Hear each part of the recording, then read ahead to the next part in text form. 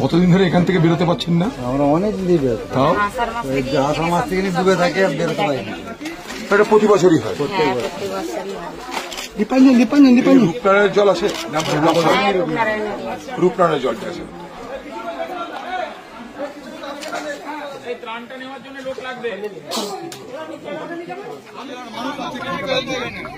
অনাহারে অর্ধারে তাদের ঘর নেই, বাড়ি নেই, জমি নেই, সব কিনে।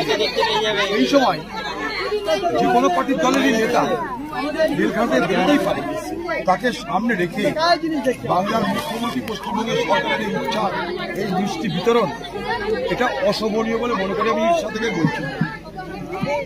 আর যে সমস্ত যুক্তি এখানে খাড়া করা হচ্ছে, এই সমস্ত যুক্তি হচ্ছে এদল যুক্তি যাকে বলা হচ্ছে যে ডিবিসি জল ছাড়ছে তাই বিপদ।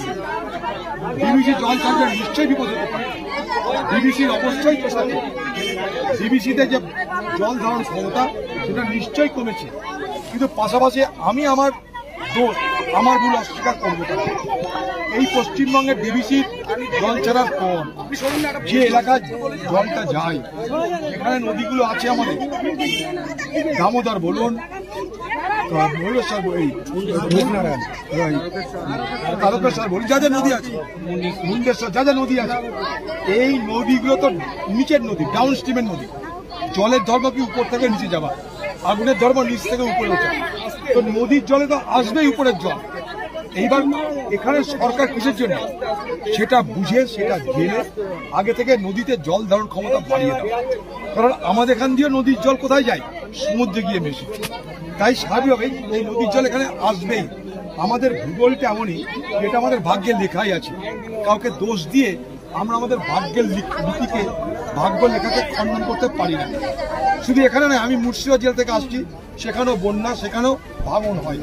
এখানে তো শুধু প্লাবন হয়, আমার জেলায় ভাঙনে শয়ে শয়ে বিঘা জমি জলের তলায় চলে যাচ্ছে, ভাঙন।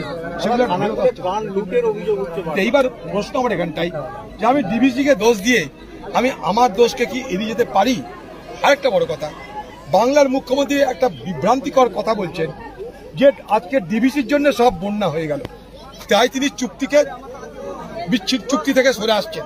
তিনি বলছেন আমাদেরকে না জানিয়ে, আলোচনা না করে সব হয়েছে। এটা আমি মনে করি ডাহা মিথ্যা কথা, 100-200 মিথ্যা কথা। যদি ডিবিসি থেকে জল ছাড়লো, সেই জল আমাদেরকে ডুবিয়ে দিল, হাজার হাজার কোটি টাকা সম্পত্তি নষ্ট করে দিল, আর আপনি বলছেন আপনি জানেন না, তাহলে আপনি আরজিকর কাণ্ডের অপরাধীদের জন্য বাংলার চোরটা, সেই শিক্ষা দপ্তর থেকে রেশন দপ্তর, খাদ্য দপ্তর, সেই দপ্তরের অপরাধীদের জন্য আপনি কোথায় কোথায় কোটি কোটি টাকা খরচ করে হাইকোর্ট করেন, সুপ্রিম কোর্ট করেন। তো ডিবিসি থেকে যদি জল ছেড়ে আমাদেরকে বানে ভাসিয়ে অন্যায় করে আমাদেরকে শাস্তি দেয়, যে কথা আপনি বলছেন, তাহলে হাইকোর্ট, সুপ্রিম কোর্ট করছেন না কেন? আমার এটা বড় প্রশ্ন একটা।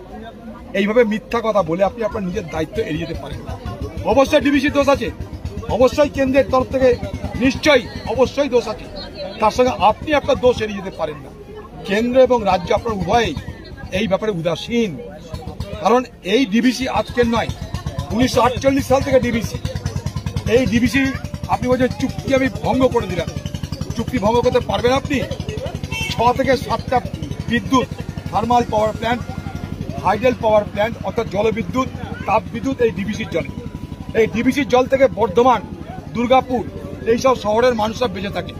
এই ডিবিসির জলে দুর্গাপুর স্টিল প্ল্যান্ট চলে, পারবেন? এই ডিবিসির জলে সেচ হয়, পারবেন? সবকিছুকে না করে বন্ধ করি। অতএব ধোঁকা না দিয়ে মানুষকে সত্য কথা বলুন। এখন বন্যা আসবে, ঘাটালের গল্প আসবে। ঘাটাল যে খাটালের পরিকল্পনায় রূপান্তরিত হয়েছে তা বুঝছেন। আমি আমার জেলা মুর্শিদাবাদ থেকে আসছি, দায়িত্ব নিয়ে বলতে পারি মুর্শিদাবাদেও ঘাটালের মতন একটা এলাকা ছিল কাঁদি মাস্টার প্ল্যান, সেই এলাকায় আমি করে দেখিয়ে দিয়েছি বন্যা ঠেকানো যায়। ঘাটাল মাস্টার প্ল্যান কেন হলো না?